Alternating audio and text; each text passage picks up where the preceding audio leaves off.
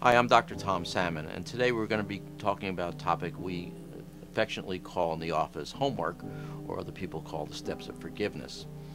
We all have things in our lives that we wish hadn't happened, things that we wish other people didn't do, things we wish we didn't say, things we took to heart, things that change our lives, the things we mark time by.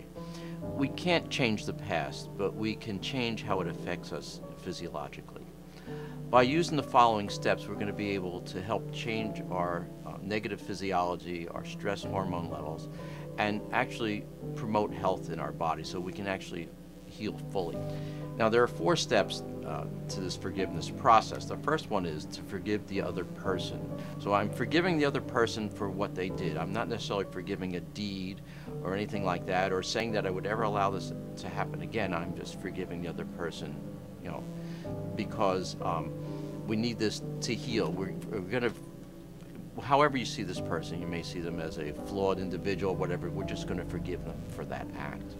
The second part is that I'm going to allow the person to forgive me for my part in it. Now, often we hear in the office, well, I didn't have any part in it. I had no part in causing this. Well, we're going to ask you to do it just in case anyway, in case there's something you don't really realize. It's a good process to do.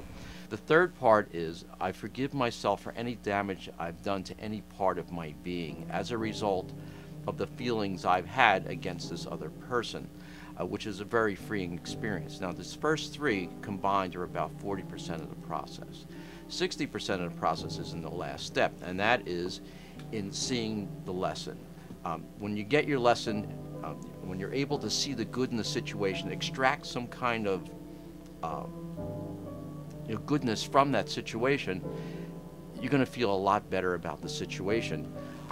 You'll know that you've come close to really fulfilling this process when you would have the ability to get even and you wouldn't take it because your heart has just opened and you've let go of the situation. Now, in the office, we see these things. Many times we see anger attached to bony problems such as a jaw problem or classic shoulders. Many times grief is attached to gallbladder problems or things like that. Fear often attached to knee problems, kidney problems, and anxiety problems often see also TMJ and blood sugar disorders. Now, it's not necessarily that they line up exactly like that, but that's the most common. I'd like to, give you a quote by Carolyn Mason. She talks about that our biography eventually becomes our biology. And I think it's a very important point. That's why I brought it up. So that we all have these things in our lives. You don't have to be you don't have to be alive very long to sustain a life trauma.